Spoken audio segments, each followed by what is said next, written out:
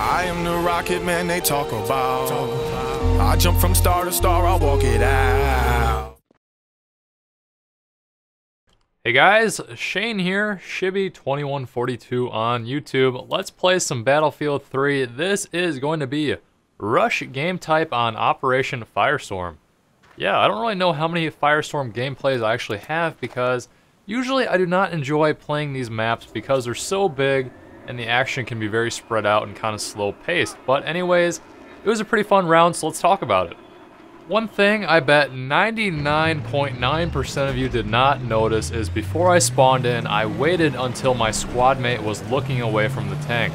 Reason why, Shibs, what's going on there? Is because you always spawn behind the guy or either on top of him. Therefore, I waited till he turned around, I then spawned behind him, and therefore I'm closest to the tank and I got it. So yeah, that's just a little like underlying metagame that a lot of people don't know about, and it's something that I incorporate into gameplay that probably no one ever notices. So we're rolling here in the M1 Abrams. I'm using the combo I talked about in a previous Battlefield Tips video, that being the canister shell, thermal camo, and thermal sighting. You will notice that our team has 2 armor pieces, and the idea of what I'm doing is letting him play more aggressively because I am not comfortable to just drive my tank right into that maze where there could be engineers scattered everywhere, mines, I just don't know because I don't play this map that often, at least on Rush. Usually TDM sometimes or possibly Conquest. And that's the idea that I am using. I'm trying to scope out what their team is running. Once again, if they're going to be all engineers, that tank would go down instantly. However, that's not the case. So therefore, I'm grabbing intel while also being helpful to my team, I hope. So I can notice what the tank is getting hit by, and then I'm like, whoa, what the hell just hit me? I don't really know what's going on here. I believe they do have a jet, and I see that there was an engineer chasing me down with, it looks like, his repair tool. Yeah, that simply won't work with a tank that has 100% health and that also auto-regenerates after so long. So no smoking, guys. That would be bad. Unless you're trying to play the objective. So tell your parents, hey, I play the objective, I could smoke if I want to, mom and dad. Probably not the best idea, but if you want to do it, let me know how that works out. So one thing that I probably should not have done here is backing up with my tank towards the enemy, because getting shot in the back does hurt the most, and the armor does take the most damage. Then the sides, and then from the front. So your most heavily armored spot is the front of the tank. Usually you want to have that piece of armor facing your enemy. Duh. So I see that my team is starting to play the objective. I'm going to try my best and cover it. However, I'm not really sure where I can go to get the best angle. So right now, I'm just going for splash damage. I'm thinking, all right, they're disarming right now. I really don't want to leave my tank because then they might steal it, you know, depending on if the gunner gets out, I don't know. So I'm trying to break this fence using that canister shell and the switch, trying to shell the objective, but I am not in time and they disarm it. I just didn't have a good angle on it. And that happens. So one of my teammates is going to rearm the objective. You can see it on the left icon. And now that I have a better angle since I have blown down that fence, I will continue to shell it. And then there's going to be a pretty cool jet crash here that I do slow-mo for you guys. So that was kind of interesting. I thought I shot it with the canister, but I guess I just didn't really kill it because I got a hit marker, I thought. So maybe you guys can take a look. And it kind of just crashes. So pretty badass right there, not going to lie. I do like that explosion. One fun part about Battlefield 3 is the effects. Although, if you're looking for, oh my gosh, I gotta get the highest score, highest points, really high KD, I would suggest, like a lot of the pros do, is run the game on all low. There are a number of reasons for that. I'll list a few quickly. Is that your computer has less to render. Therefore, there are less shadows, less big, beautiful things for guys to get lost in. You see your enemies first, you see them faster, and you can take them out. It's a lot more bland, and that's what the pro players do. They strip their game down to the bare minimum. If they could just play it where it'd be the red team versus blue team and there was no detail on the guys, they would do that because that way they can see people better. Someone get this man a purple heart because what I did there was jump out my tank, sacrifice myself in front of that main cannon, put a rocket into the enemy tank, blowing it up, and somehow I committed suicide. Usually that distance of the rocket would not kill you, but for some reason decided to suicide me. Maybe my rocket hit their tank shell and I just don't know. But there you go, taking one for the team, keeping our armor alive hopefully, and I did good.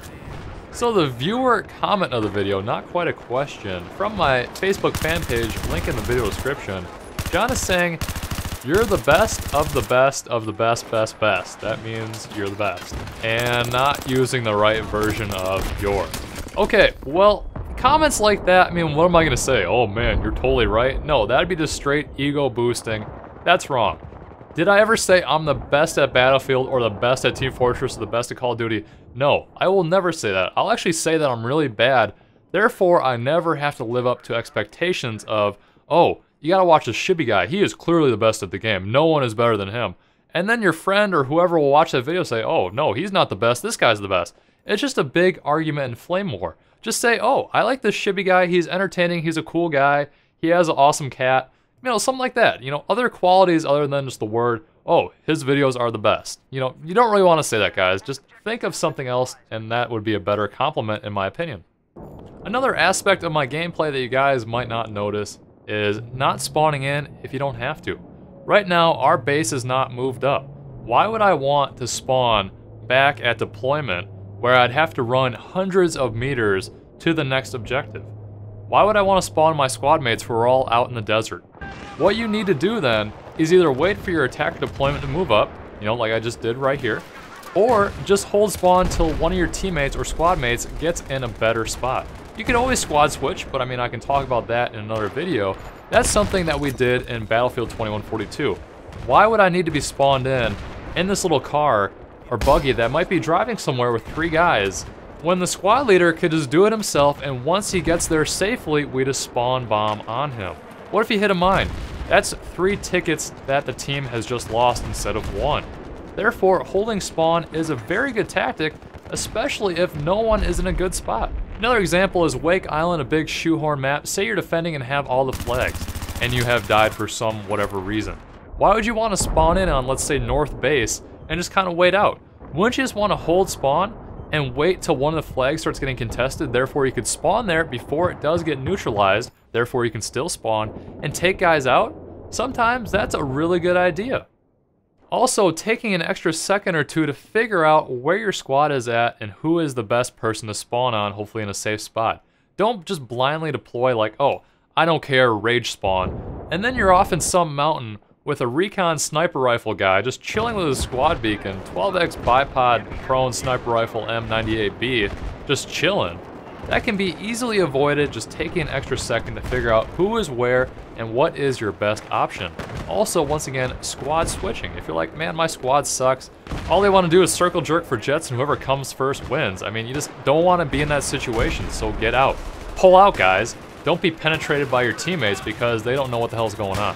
Oh my goodness, Shibby, I'm 12, my virgin ears. I've never heard things like that when riding the bus home. Well, this is Battlefield 3, and last time I checked, this is war. Pretty sure the last time I revived someone, it was like, zap him, and the guy is yelling, die you fucker. Like, okay, that really makes sense that I'm trying to bring the guy back to life, that's my teammate, and I want him to die, and clearly he's a fucker. So, yeah, just man up. At this point in the round, our team is rolling pretty well, so I'm going to push up to the front lines and start mowing guys down, shooting fish in a barrel, hopefully getting revived here, and then using this cover very proactively, throwing down my med pack. One thing you guys need to do is just use the med pack. Always, always, always only use me med pack, because it's just amazing. So yeah, you might be using smoke, but if you have your med pack, please be tossing it down each time you stop. It will regenerate, recharge in no time, and it will be helpful, and it's good points. Okay, well now it is time for, yes, you the viewer, to comment in on this video if you have not already. Question of the video, Conquest or Rush? Which game type do you like more? Dripping that chocolate sauce. Personally, I like Rush more because it feels like it's more teamwork based, playing objectives to advance the stages in kind of a linear fashion, but that's okay for me because the maps in Battlefield 3, at least most of them, are big enough. I know you guys will be like, oh, but Operation Metro. You can still flank on Metro, you just gotta play smart, you know, use smoke, it's not that tough. So the idea that is more predictable leads me to getting killed less from strange places on the map. Something like Conquest where it can be very random. A random jet maybe just flies in and blows you up for no reason because they're too bad to shoot you, they'll just crash into you. And that's how a lot of people roll if you're in a helicopter. It seems like the tendencies of the hackers and aimbotters is more geared towards 64-man Conquest, and usually you will not be playing on a 64-man Rush, although I think I am right now. So maybe I take that back. But 64-man Rush is awesome, and hackers, once again, usually play Conquest. So staying away from them is nice because, like I've said in my F Hackers video, which if you haven't seen it, it's pretty awesome, and I do have a little rant about what's going on there, is the anti-cheat in Battlefield is very easily beat. It really needs to be changed. They need to step their game up and just figure something out, because there's too many morons running around ruining people's day and fun, because gaming is supposed to be fun. And I don't see how that's fun where they just spawn in and they don't even need to shoot people's drop dead. I just don't understand. I don't know, maybe they just like trolling and taking down the man, the corporation. We gotta bring them down. Okay, well, good luck with that. Ho ho ho, we have reached the last stage on this Operation Firestorm Rush stage, and what I'm gonna do here is take the role as the Slayer and the Medic.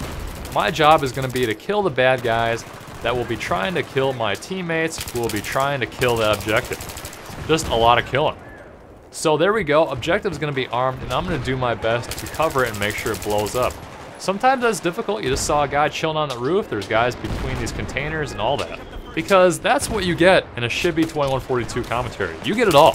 So you guys should be subscribing for more, maybe sharing this video link with a friend or something. Because Battlefield's awesome, and I think I do a decent job at talking about Battlefield and sharing the inner workings of the game. I mean, how many other people really do full-length, full gameplay commentaries that are enjoyable to listen to on YouTube? Probably not many.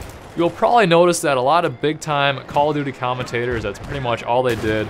Now they're starting to do more variety. They're like, man, this Shibby guy, he's onto something. This Battlefield, it's pretty damn cool. And now we're jumping on the ship. And I want to let you guys know that I've been doing Battlefield since 1942.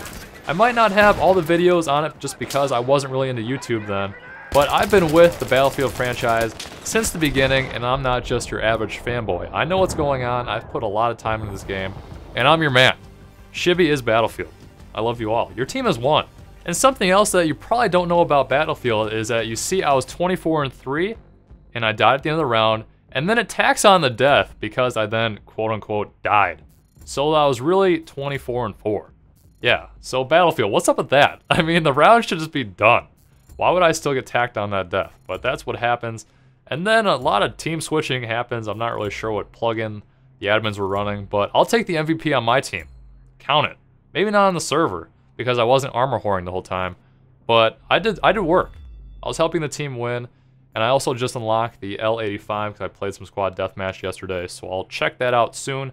24-4 once again, should be 24-3, but it doesn't matter because we won. I helped my team play the game objectively, and we did work. So I'd like to thank you guys for watching my Battlefield 3 gameplay commentary here. If you liked it, please rate and comment. That would be helpful. Question of the video, you guys know Conquest or Rush, which one you like more? And that's all I got for you right now, so thank you for watching the video once again, spending your free time with me, that's awesome.